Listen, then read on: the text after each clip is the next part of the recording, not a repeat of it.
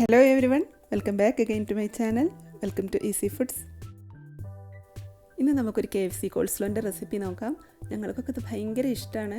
KFC കോൾസ്ലോൻ്റെ same taste കിട്ടാൻ കുറേ ആയിട്ട് ഞാൻ അങ്ങനെ ട്രൈ ചെയ്യുന്നുണ്ടായിരുന്നു. ഈ രീതിയിലൊന്ന് ചെയ്തപ്പോഴാണ് എനിക്ക് സെയിം ടേസ്റ്റോട് കൂടി തോന്നിയത്. ഒരു 97% എങ്കിലും KFC കോൾസ്ലോൻ്റെ അതേ ടേസ്റ്റിൽ കിട്ടി. അപ്പോൾ KFC കോൾസ്ലോ ഇഷ്ടമുള്ള എല്ലാവരും ഇതൊന്ന് ട്രൈ ചെയ്ത് നോക്കുക. ഈ ഒരു രീതിയിലൊന്ന് ട്രൈ ചെയ്ത് നോക്കാം.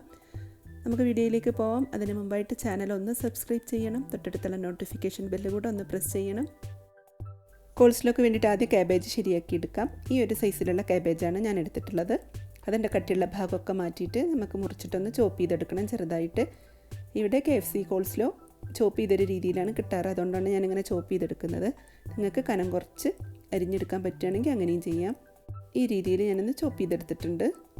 ഇനി ഒരു ക്യാരറ്റും കൂടെ നല്ലോണം പീൽ ചെയ്തിട്ട് അതും ഒന്ന് ചോപ്പ് ചെയ്ത് മാറ്റി വെക്കാം. എത്രമാത്രം അളവ് ചേർക്കണം എന്നുള്ളത് പിന്നീട് നമുക്ക് മെഷർ ചെയ്യാം. ചോപ്പിംഗ് ഒക്കെ കഴിയട്ടെ. ഈ രീതിയിൽ തന്നെ ചെയ്യുകയാണെങ്കിൽ ഏകദേശം ഒരു 97% KFC കോൾസ്ലോയുടെ അതേ ടേസ്റ്റിൽ തന്നെ നമുക്ക് കിട്ടും. എല്ലാവരും ഈ രീതി ഒന്ന് ട്രൈ ചെയ്ത് നോക്കുക. ഈ ക്യാരറ്റ് നന്നായിട്ടൊന്ന് ചോപ്പ് ചെയ്തെടുക്കാം. ഈ ഒരു സൈസിലാണ് ഞാനിവിടെ ചോപ്പ് ചെയ്തെടുത്തിട്ടുള്ളത്. ഇനി മാറ്റി വെക്കാം. ഇനി വേണ്ടത് വലിയുള്ളിയാണ്. വൈറ്റ് അണിയനാണ് ശരിക്കും ഇതിലേക്ക് ചേർക്കേണ്ടത്. എൻ്റെ അടുത്തും അതില്ലാത്തത് കാരണം ഇതാണ് ചേർത്തിട്ടുള്ളത്. ഒരല്പം മാത്രം ചേർത്താൽ മതി, അല്ലെങ്കിൽ ഉള്ളിയുടെ ടേസ്റ്റ് മുന്നിട്ട് നിൽക്കുകയുള്ളൂ. ഒരു സ്പൂൺ ഉള്ളി മാത്രം ചേർത്ത് കൊടുത്താൽ മതിയാവും. ഇനി നമ്മൾ ചോപ്പ് ചെയ്ത് വെച്ച ക്യാബേജിൽ നിന്ന് 3 കപ്പ് ക്യാബേജ് ഒരു ബൗളിലേക്ക് മാറ്റി കൊടുക്കാം. 3 കപ്പ് ക്യാബേജ് മതി. അതിലേക്ക് അല്പം വെള്ളം ഒഴിച്ചിട്ട് അല്പം ഉപ്പിട്ട് കൊടുത്തിട്ട് ഒരു 10 മിനിറ്റ് നമുക്കിത് മാറ്റി വെക്കണം. ക്യാബേജിൻ്റെ ആ ഫോൾ സ്മെല്ലൊക്കെ പോകാൻ വേണ്ടിയിട്ടും നമ്മൾ പച്ചടിക്കൊക്കെ ചെയ്യുന്നത് പോലെ നന്നായിട്ട് ക്രിസ്പായി കിട്ടാനും വേണ്ടിയിട്ടാണ് ഇങ്ങനെ ചെയ്യുന്നത്. നന്നായിട്ട് പിഴിഞ്ഞ് മാറ്റി വെക്കാം. ആ 3 കപ്പ് ക്യാബേജും ബൗളിലേക്ക് ഇട്ട് കൊടുക്കാം. അതിലേക്ക് ഇനി 1/2 കപ്പ് തികച്ചില്ല ക്യാരറ്റ്, അത്രമാത്രം മതി. ഒരു സ്പൂൺ വലിയുള്ളിയും കൂടെ ചേർത്ത് നന്നായിട്ടൊന്ന് മിക്സ് ചെയ്തെടുക്കാം. ക്യാരറ്റിൻ്റെ അളവ് കൂടി പോവാതെ ശ്രദ്ധിക്കണം. ജസ്റ്റ് ഇങ്ങനെ സ്പ്രെഡ് ചെയ്ത് കിടക്കുന്നത് മാതിരി മാത്രം മതി ക്യാരറ്റ്. ഇനി ഇതിലേക്ക് 1/2 കപ്പ് പാൽ ചേർത്ത് കൊടുക്കാം. 1/2 കപ്പ് തന്നെ തികച്ചില്ലാത്ത രീതിയിൽ മയോണൈസും ചേർത്ത് കൊടുക്കാം. ഒരു 1/4 ടേബിൾ സ്പൂൺ കുരുമുളക് പൊടി ചേർത്ത് കൊടുക്കാം.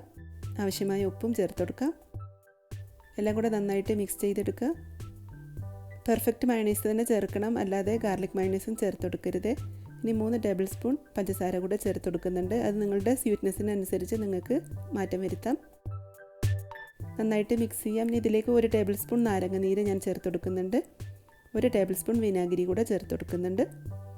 എല്ലാം കൂടെ നന്നായിട്ടൊന്ന് മിക്സ് ചെയ്തെടുക്കുക. ഈ രീതിയിൽ നിങ്ങൾ ഉണ്ടാക്കിയാൽ ഓൾമോസ്റ്റ് KFC കോൾസ്ലോയുടെ അതേ ടേസ്റ്റോട് തന്നെ നിങ്ങൾക്ക് കോൾസ്ലോ ഉണ്ടാക്കിയെടുക്കാം. അപ്പോൾ എല്ലാവരും ഇതുപോലെ ഒന്ന് ട്രൈ ചെയ്ത് നോക്കുക. നിങ്ങളുടെ അഭിപ്രായങ്ങൾ അറിയിക്കുക. മിക്സിങ് കഴിഞ്ഞൊരു 8 മണിക്കൂറെങ്കിലും ഫ്രിഡ്ജിൽ വെച്ചിട്ട് വേണം ഉപയോഗിക്കാൻ. അപ്പോഴാണ് ശരിക്കും അതിൻ്റെ ഒരു ടേസ്റ്റ് കിട്ടുകയുള്ളൂ. വീഡിയോ ഇഷ്ടമായ ലൈക്ക് ചെയ്യണം. നിങ്ങളുടെ ഫ്രണ്ട്സിനൊക്കെ ഷെയർ ചെയ്ത് കൊടുത്ത് മാക്സിമം സപ്പോർട്ട് ചെയ്യണം. Thank you for watching my channel. ഇൻഷാ അല്ലാ മറ്റൊരു ഈസി റെസിപ്പിയുമായി അടുത്ത വീഡിയോയിൽ കാണാം. അതുവരേക്കും ബൈ. Thank you.